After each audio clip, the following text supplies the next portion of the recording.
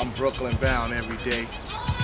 Let's see, what can I say about the Buddha Monk? Born and raised in Brooklyn, mother's from Birmingham, Alabama. Father is Jamaican.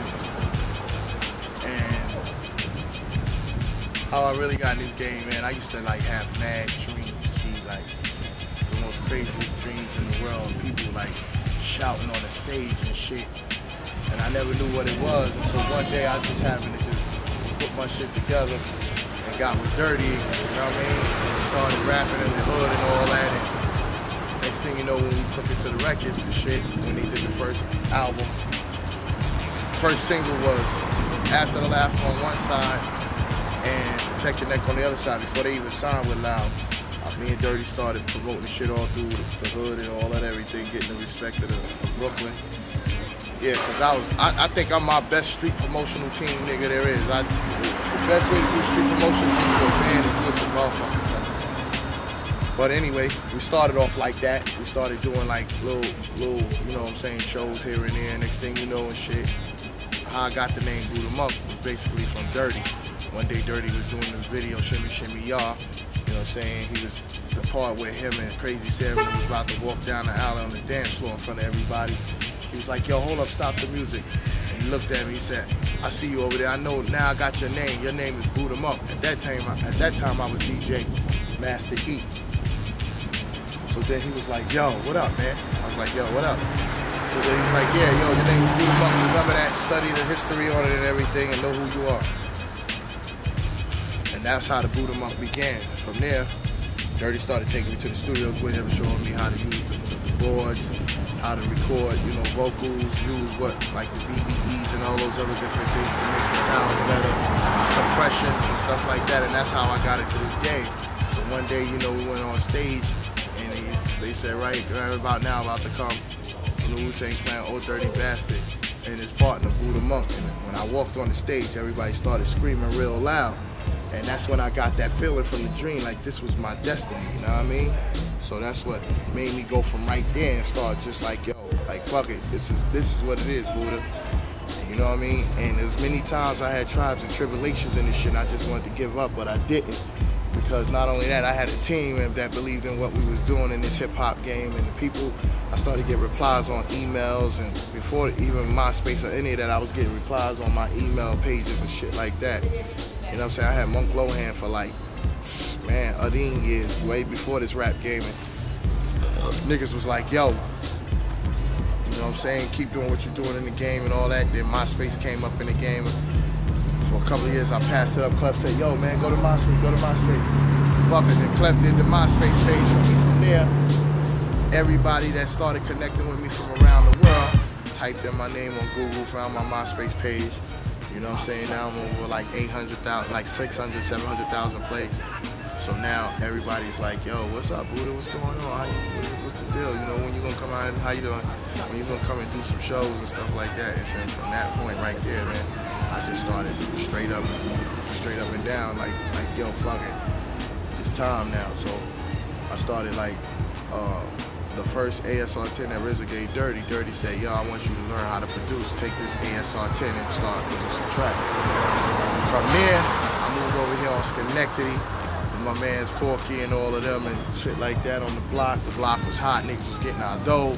You know what I'm saying? And at the same time, I met up with Dragon. Dragon lived right down here on this block. Like 2 buildings down, Dragon lived there. I lived in this building right here.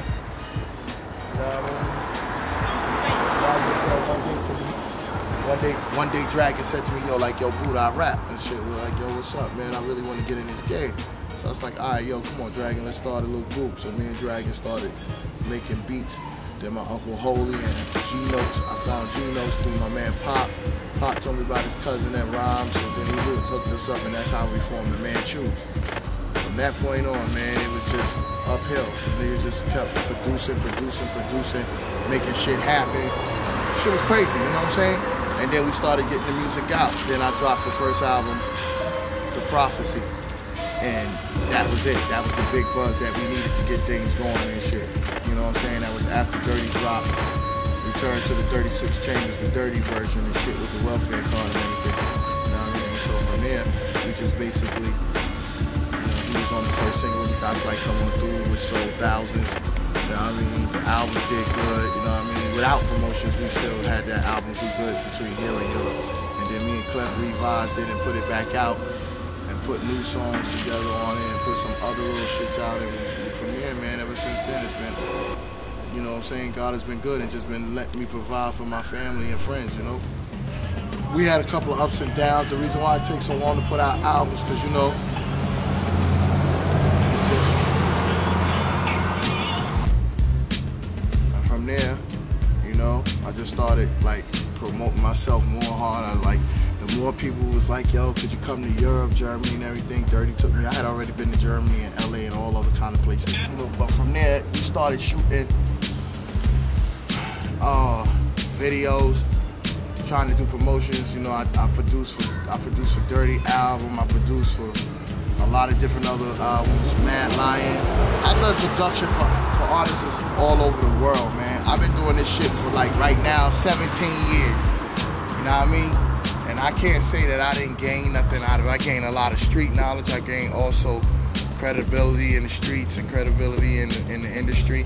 I've also gained, you know what I'm saying, the respect to be considered as a true hip-hop artist, you know, and big up to chamber music for that too, because without Maui and Clef, you know what I'm saying, that was just another avenue to help me keep that real hip-hop line. I didn't want to just give my music to somebody who I couldn't trust, who I wasn't down with or couldn't be with.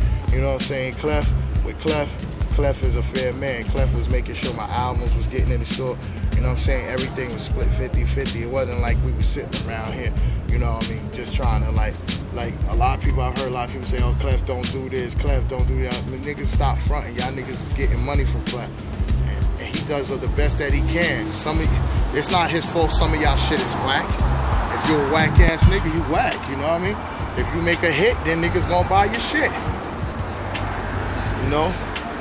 And I just been making money with Clef for the longest, you know, just doing what was right. So we've been doing good. We lucky, you know what I'm saying? We lucky to just get this money, make things happen, and get it popping and shit like that. And that's what we've been doing, you know what I'm saying? Straight up and down. Because without communication of the people who showing us love, I just want to tell all the people out there, thank you, I love y'all for everything that y'all doing. And this new album is getting ready to come out. I need y'all to go cop that, you know what I mean? Because if you love real hip-hop, you love real flows, real style, real connections to what music and everything is about, you just gotta come and check out G-Clef, man, and just do what you do and do it right, you know? But yeah, man, niggas stop fronting on G-Clef, talking about he ain't doing shit right, he ain't making things happen. Clef be doing mad shit for all y'all niggas, and y'all niggas just got nothing but hate and jealousy and envy. And as far as everybody asking questions about this chamber music and Visions of the 10th Chamber and all that other shit, you know what I mean? Niggas need to cut that bullshit out, cause yo, straight up and down, son, we get to the coffin. What up, Thun? This is the Lil Buddha Monk, y'all. Yeah, what up, dude? What's good? What's good? You alright? That's my son, Lil BM. The original Lil Buddha Monk. This is the future raw dragon of the family, you know what I mean? What's up? Say hi, y'all. Hi, I'm Ellery. This is Jaden. We brothers. We like to do a lot of stuff. That's the Monk clique. We like The niggas right there is vicious. This one right here, the little youngest one, that's my little man right there. What's up? Looking small there, boy. I just shook. Yeah, man, so y'all know, this is one of the reasons why I gotta keep making hits, you know what I mean? Cause this little nigga, yo, he need money. Every time I turn around, he wants something else, man. That's the reason why we do what we do, man, cause the babies need, you know what I mean?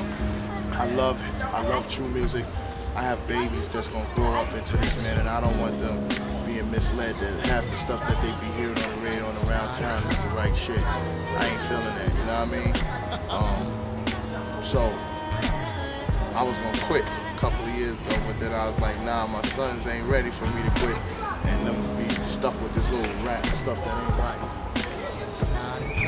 So, we gotta change the game up where they can really be running some real stuff, you know what I mean?